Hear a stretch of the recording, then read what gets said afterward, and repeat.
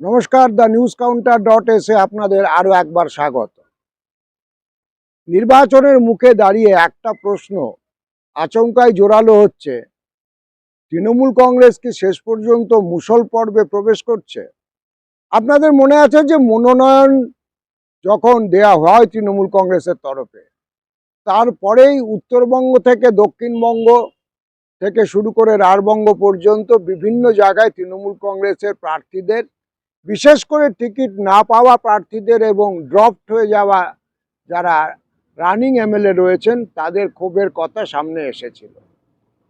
কেউ বলেছিলেন যে 20 লক্ষ টাকা আইপ্যাককে না দিতে পারার জন্য টিকিট বাদ পড়েছে, কেউ বলেছেন তিনি বাদ পড়ে রাজনৈতিক সন্ন্যাস নেবেন, কেউ আরো অন্যতর অভিযোগ এবং অনুযোগ এনেছেন।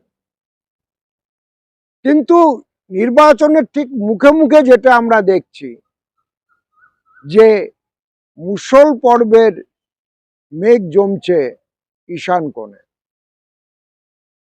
আপনারা ইতিমধ্যে প্রত্যেকে জেনে গেছেন যে 101 নম্বর ওয়ার্ডে গতকাল সন্ধ্যায় এক তৃণমূল কংগ্রেস কর্মী খুন হয়েছেন এবং আর একজন তৃণমূল কংগ্রেস কর্মী জখম হয়েছেন। এবং এই ঘটনায় যাদেরকে পুলিশ গ্রেপ্তার করেছে, 4 জনকে, মানে আমরা যখন এই প্রতিবেদনে ঢুকছি 4 জন গ্রেপ্তার হয়েছেন। ইন্টারেস্টিং যেটা বিষয় যে এই 4 জনও কিন্তু তৃণমূল কংগ্রেসের সমর্থক বলে এলাকায় পরিচিত।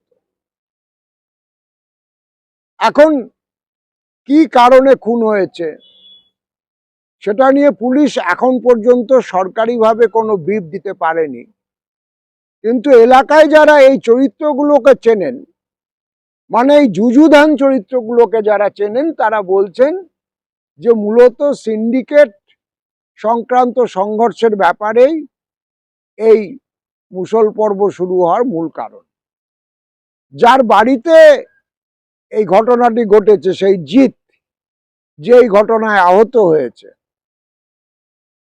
সে অবশ্য তৃণমূল কংগ্রেস থেকে কিছুদিন আগে বহিষ্কৃত হয়, কারণ তার বিরুদ্ধে এক্সটর্শন, প্রতারণা এবং তোলাবাজির অভিযোগ এতটাই বেশি ছিল যে এই শাসক দল পর্যন্ত তাকে বহিষ্কার না করে পারেনি।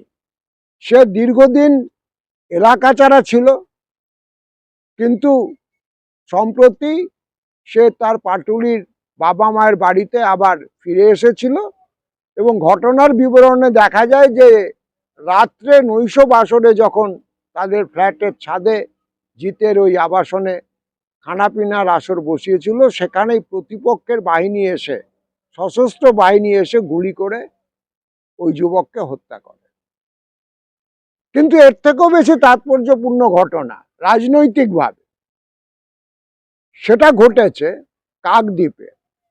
আমাদের কাছে যা খবর এসে পৌঁছেছে, কাকদ্বীপে গত বুধবার থেকে তুমুল সংঘর্ষ চলছে স্থানীয় ছাত্র পরিষদ, মানে তৃণমূল ছাত্র পরিষদের সভাপতি এবং বিধায়ক মন্টুরাম পাখিরার অনুগত গোষ্ঠী বাহিনীর সঙ্গে। এই দফায় দফায় সংঘর্ষের জেরে উভয় পক্ষের বেশ কিছু যুবক জখম হয়ে হাসপাতালে ভর্তি হয়েছেন। আর যেটা চিত্তাকর্ষক, এই দুই গোষ্ঠী যারা হাসপাতালে জখম হয়ে ভর্তি হয়েছেন, প্রত্যেকেই নিজেদের তৃণমূল কংগ্রেসের প্রকৃত অনুগত সৈনিক বলে দাবি করছেন। আপনারা জানেন যে মুষল পর্বে যদুবংশ ধ্বংস হয়েছিল। এখনকার যে যে ঘটনাগুলো আপনাদের মেনশন করতে করতে আমরা যাচ্ছি, সেগুলো নিশ্চয়ই যদুবংশ ধ্বংস হওয়ার ওই বিশাল ব্যাপ্তিতে এখনো পৌঁছয়নি, কিন্তু নির্বাচন ঘোষিত হওয়ার সঙ্গে সঙ্গে এই যে ঘটনাগুলো ঘটতে শুরু করেছে, সেগুলো কিন্তু গভীর রাজনৈতিক তাৎপর্য আছে বলে আমাদের মনে হচ্ছে। কারণ তৃণমূল কংগ্রেসের প্রার্থীরা যখন এলাকায় মানুষের রায়ের মুখোমুখি হবেন, সেখানে মানুষ এই ঘটনার প্রেক্ষিতে জনমানসে যে প্রশ্ন উঠছে সেগুলোর কিন্তু উত্তর চাইবে, এটা স্বাভাবিক ঘটনা। এই পাটুলিতে যে ঘটনা ঘটেছে সেটা অ্যাপারেন্টলি সিন্ডিকেটের দখল রাখার প্রশ্ন এবং সেই সংক্রান্ত অন্তর্দ্বন্দ্ব বলে মনে হলেও বাস্তব ঘটনা হচ্ছে এই যে এই সিন্ডিকেট যারা চালান, যারা দখলে রাখেন, তাদের পিছনে রাজনৈতিক খুঁটি যে ক্ষমতাসীন শাসক দলের খুব জরুরি সাপোর্ট, এটা যে কোনো সাধারণ মানুষও বুঝতে পারেন।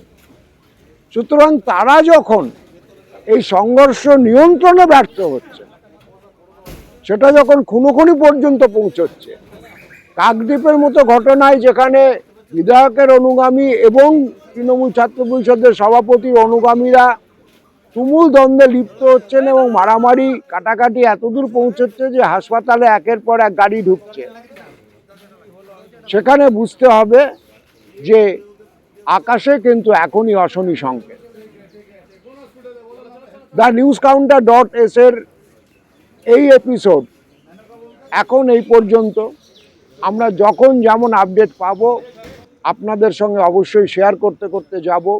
যদি আমাদের এই প্রতিবেদন ভালো লেগে থাকে অবশ্যই বন্ধুদের সঙ্গে শেয়ার করবেন এবং অবশ্যই আপনাদের যা মতামত সেটা আমাদের কমেন্ট বক্সে জানাতে পারেন, কারণ আপনাদের ফিডব্যাক আমাদের অবশ্যই সমৃদ্ধ করে।